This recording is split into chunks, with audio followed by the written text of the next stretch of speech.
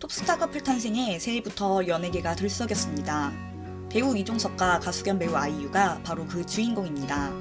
이종석의 소속사 하이지움 스튜디오는 지난해 12월 31일 이종석이 아이유와 친한 동료 관계에서 최근 연인 사이로 발전해 진지한 만남을 이어가고 있다며 예쁜 사랑을 이어갈 수 있도록 많은 응원 부탁드린다고 밝혔습니다.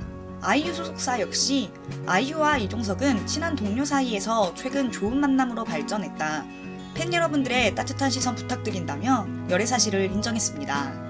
지난 2012년 SBS 인기가요 MC로 활약하며 인연을 맺었던 두 사람은 약 10년간 친분을 유지하던 중 4개월 전부터 연인으로 발전한 것으로 알려졌습니다.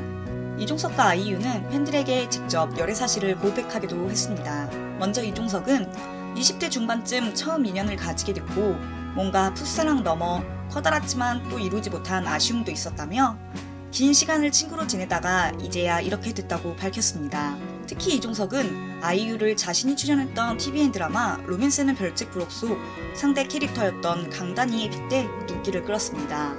그는 아이유는 내게 강다니 같은 존재였다. 친구로서 어떤 방향성과 삶의 고민들을 함께 투닥투닥 고민해주기도 하고 의지가 되기도 하고 동생이지만 가끔 누나 같기도 어른 같기도 하지만 또 지켜주고 싶은 멋진 친구다. 지금은 나를 더 나은 사람이고 싶게 한다며 아이유를 향한 마음을 표현했습니다. 아이유는 팬들에게 내가 연애를 하고 있다. 오랜 동료였던 분과 서로 의지하며 좋은 마음을 키우고 있다고 고백했습니다. 그는 이종석을 긴 시간 동안 고맙게도 날 응원해주고 내게 항상 멋지다 해주고 진심 어린 격려를 보내준 듬직한 사람이라고 소개했습니다.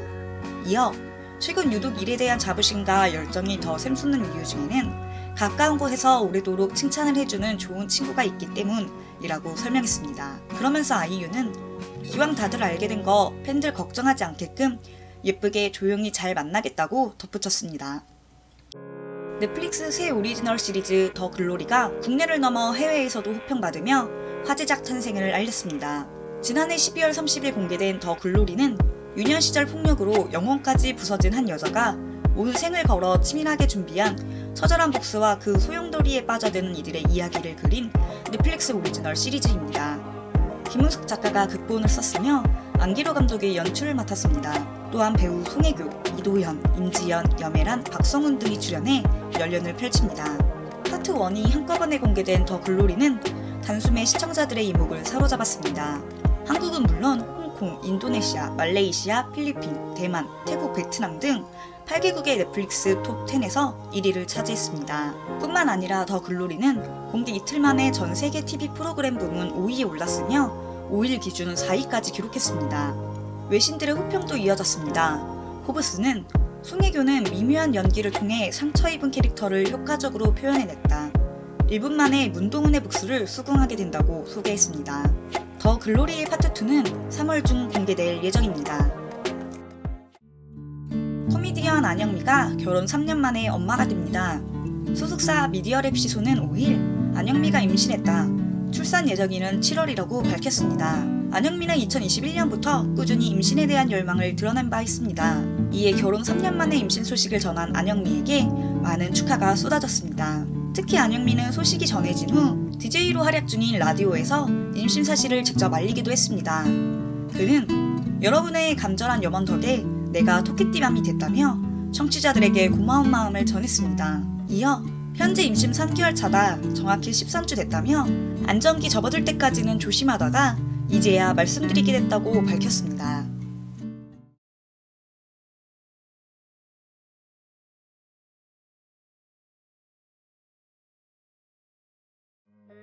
배우 고윤정이 졸업사진을 조작한 악의적인 게시물에 곤욕을 치른 가운데 소속사가 칼을 빼들었습니다.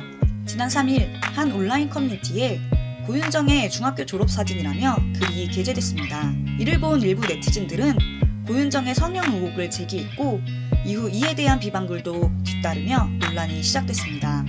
그러나 해당 사진은 조작된 것으로 드러났습니다. 바로 다음 날인 4일 고윤정의 중학교 동창이 지인이라고 주장한 A씨는 자신이 직접 촬영한 졸업사진과 전날 화제가 되는 사진을 비교했습니다.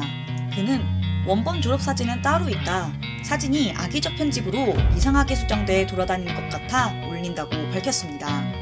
A씨 외에도 몇몇 누리꾼들은 고윤정의 중학교, 고등학교 재학 시절 사진들을 공개했습니다. 지금과 별 차이 없는 고윤정의 비주얼에 성형 의혹은 순식간에 사라졌습니다.